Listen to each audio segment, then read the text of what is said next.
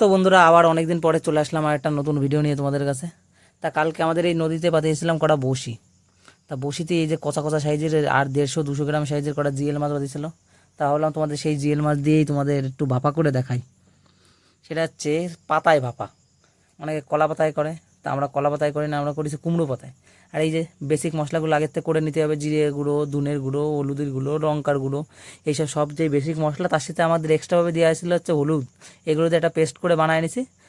এবার সুন্দর করে মাছগুলোরে পুরো কাটিয়ে ভালো করে মুছে নিতে হয়। উপরে কী হয়, আস্তে আস্তে একটা ভাব থাকে তেল তেলে, সেই ভাবটা কচুর পাতা বা লবণ দিয়ে অনেকক্ষণ রাখার পর একটু ডলা দিলেই এটা উঠে যায় জিএল মাছে।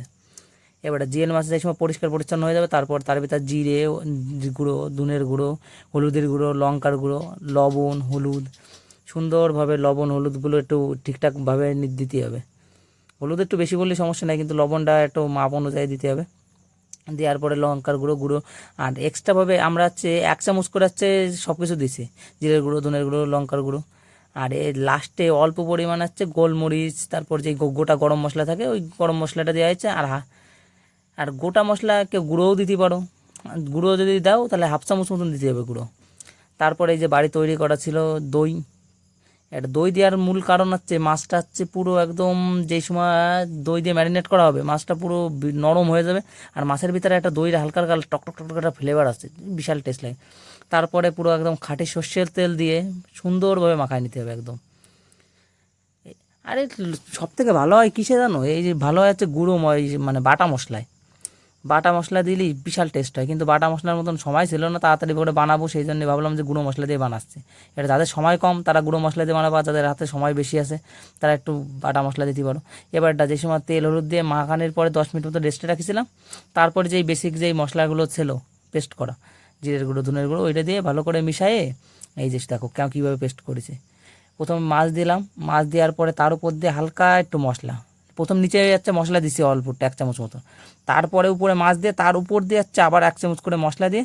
এবার সুন্দর করে যেই এইগুলো সব থেকে ভালো হচ্ছে কলা পাতায়, তারপর চাল কুমড়ো, চাল কুমড়ো তো না, মানে কী বলে, লাউ পাতায়। লাউ পাতা হচ্ছে খুব সুন্দর হয়, কচি কচি লাউ পাতার ভিতরে রানলে ও সেই স্বাদ লাগে। তা আমাদের কাছে লাউ পাতা ছিল না, যার জন্য চাল কুমড়ো পাতা ছিল। তা চাল কুমড়ো পাতা দিয়েই করলাম, একটু কচি কচি চাল কুমড়ো পাতা তুলে নিছি।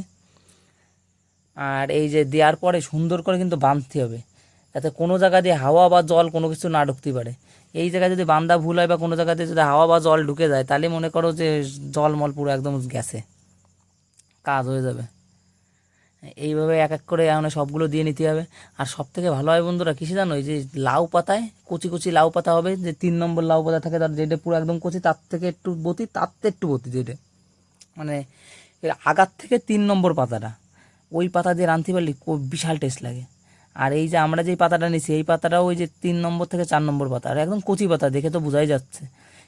কারণ কচি পাতা হলে কী হবে, যেই সময় আমি ধর ভাপাবো বা ভাজবো, 2 রকমভাবে করা যায়। এক হচ্ছে জলের ভিতর দিয়ে ভাপানি যাবে টিফিন কারিতে করে, এইগুলো মাছগুলো দিয়ে, তারপর যে ভাত রান্নার সময় ইসের ভিতরে একটু ধুয়ে দিয়ে দিতে হবে, বা এমনি জলে ভাপানি যাবে।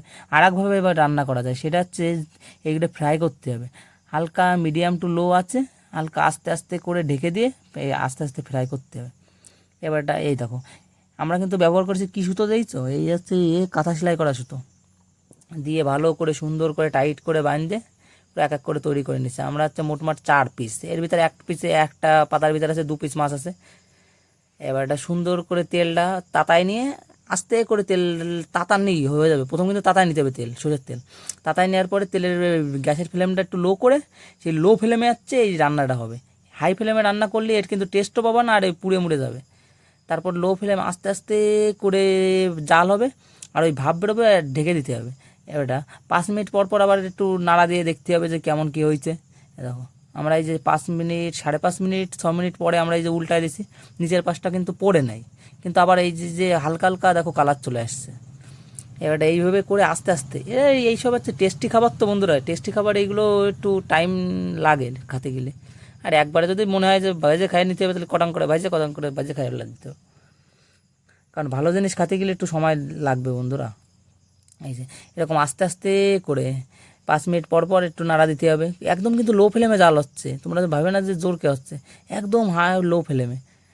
এবারে দেখো আমাদের তো এই রান্না করতে 12 থেকে 14 মিনিট লেগে গেছে পুরো একদম। আর গ্যাসের ফ্লেমটা একটু বড় ফ্লেমে দিয়েছিলাম তো, যার জন্য একটু টাইম কমই লাগিছে। আর একটু বেশি লাগলে আরও ভালো বেশি টেস্ট হতো, তো আমাদের কাছে একটু সময় কম ছিল, যার জন্য আমরা একটু ওইভাবেই করলাম। কেমন কি হয়েছে তাই একটু দেখো, পুরো একদম সুন্দর হয়েছে। কালার দেখলে মনে হচ্ছে যে আর এই পাতা কিন্তু আরও টেস্ট হবে, কারণ পাতার সাথে যে মশলা যে স্বাদটা, ওই স্বাদটা পুরো একদম ঢুকে গেছে। এই যে যেই দড়ি দিয়ে বাঁধিয়েছিলাম সেই সুতোগুলো এখন খুলে নিতে হবে আস্তে আস্তে। আর প্রচণ্ড গরম তো, তাড়াতাড়ি খাবো বলে তাড়াতাড়ি করে একটু খুলে নিচ্ছি। দেখো এই ভিতরে দেখো, ভিতরে পুরো একদম কালারটা দেখো। আর সব থেকে এইগুলো কিন্তু সব থেকে ভালো লাগে কি দিয়ে খাতে জানো? যে কোনো মাছ দিয়ে খাতে পারো, সব থেকে ভালো হয় যে মাছের একটা কাটা আর হালকা পরিমাণে তেল আছে শরীরে, যেরকম পাঙাশ মাছ, তারপর দেশি মাগুর, এইসব দিয়ে বিশাল টেস্ট হয়।